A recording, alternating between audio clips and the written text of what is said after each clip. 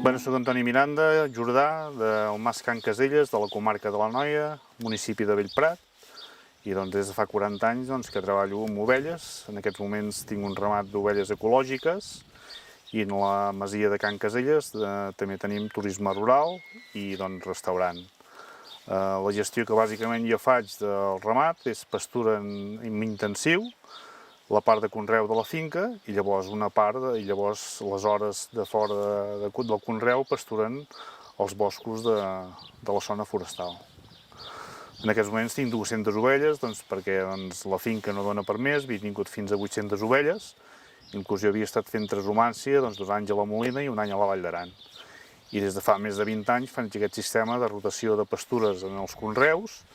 i llavors el mateix fet amb tancats de malla elèctrica, perquè d'aquesta manera les hores de nit i quan jauen femen les mateixes pastures allà on pasturen. Llavors cada dia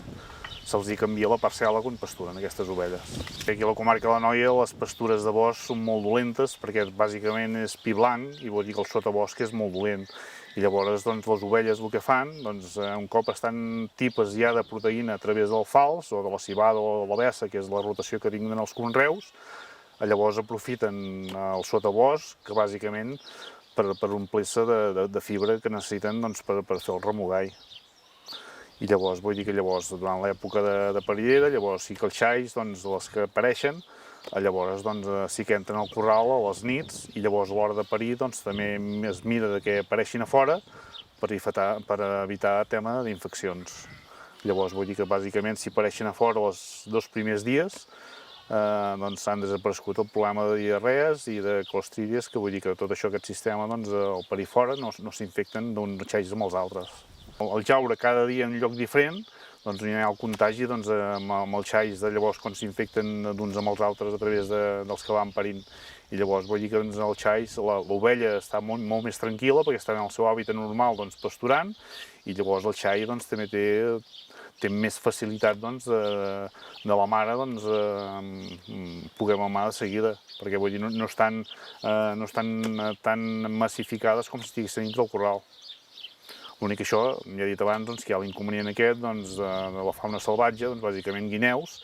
que això fa perdre algun xais. I últimament, inclús també els corps també han matat algun xai. En certa manera em considero una mica innovador, perquè els 2 anys que vaig estar a les pastures de l'estació d'esquí de la Molina, que són de ferrocarrils de la Generalitat, el mateix sistema que faig amb el ramat aquí a la finca ho feia amb un ramat de 3.000 ovelles que jo vaig estar els 2 anys que els vaig portar. I llavors el que es feia, totes les zones més dolentes de pastura de la Molina, que les ovelles durant el dia no hi volien pasturar, llavors es tancava a la nit i aquelles ovelles durant la nit famaven aquella zona i llavors en posteriors anys tota aquesta zona que les pastures eren molt més dolentes, a base d'anar-hi fent les pletes per dormir la nit i els dematins, aquella zona ha anat millorant. Sí, eren zones que, per exemple, la zona de muntanya, el que més els agradava és la regalèssia, però hi havia moltes zones que bàsicament era herba que per diferents motius, per poca càrrega ramadera, es desaprofitava i llavors l'única manera de fer-los menjar és això, amb les pletes a la nit i al dematí, les zones que elles aprofitaven i llavors a base d'elles durant la nit amb la femta mateixa seva, això amb els anys s'ha anat millorant la pastura i llavors han anat brotant altres herbes que els agraden més a les ovelles per pasturar, perquè és una zona de pistes d'esquí que allà no permeten accedir-hi a les vaques, que potser serien les que són herbes més altes, que menja més la vaca o l'euga, en canvi l'ovella sempre aprofita més l'herba petita i d'aquesta manera es millorava les zones que eren més dolentes, més aspres. Llavors el fet de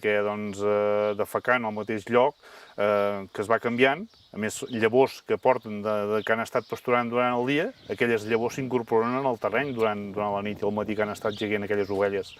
Cosa que, per exemple, en el tema de les vaques, allà on caguen una vaca, allà no hi creix herba, perquè vull dir que, o les eugues, vull dir que queda, no. En canvi amb les ovelles és molt millorable les pastures, perquè vull dir que no afoga l'herba, que vull dir que quan una vaca caga, diguem en plata,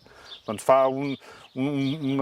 pastel d'un pam i mig, que allà no hi creix herba fins al cap de 2 o 3 anys. En canvi les ovelles és diferent, perquè allò és molt més petit, i llavors amb els mateixos peus doncs ajuda a que aquestes llavors que ells han menjat en altres zones de la pastura, doncs llavors l'any següent allò doncs, torna a néixer aquella llavor. Per l'estiu doncs, s'obre a partir de la primavera, que llavors s'obre pastura, per exemple, al fals, doncs llavors una part s'asseca per l'hivern, però la resta de l'any vull dir que doncs, pasturen els 365 dies en els camps, vull dir que en aquest sentit jo no hi tinc cap inconvenient, al contrari. Doncs, si la gent fos conscient del benefici que fan de netejar marges, d'aprofitar doncs, el sotobosc, doncs jo crec que això s'ha perdut, aquesta cultura s'ha perdut lamentablement. En el meu cas jo provenia de la comarca d'Osona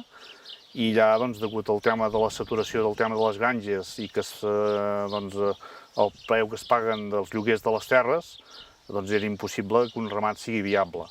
Llavors, vull dir que al venir aquí fa 20 anys, llavors vaig haver de buscar quins eren els correus més adequats doncs, per la pastura. I de fet, després de fer diverses proves doncs, amb diferents conreus, trapadella, cereal, doncs em vaig donar compte doncs, que el més rentable aquí era fer doncs, el fals, doncs, perquè tenen una vida de 10 o 11 anys, i llavors fer rotacions de cultiu amb bessa i civada. I llavors el risc que hi ha amb el tema de fals, que és pel tema dels gasos, que vull dir que pot provocar doncs, afogament de les ovelles per gasos, llavors el sistema és que l'ovella ha de poder menjar les 24 hores del dia. I menjant les 24 hores del dia el fals, sempre té l'estómac ple i llavors ja no li ocasiona el tema del meteorisme. I bàsicament va ser a base de l'experiència d'aquests 20 anys doncs, de trobar quin és el millor conreu més adequat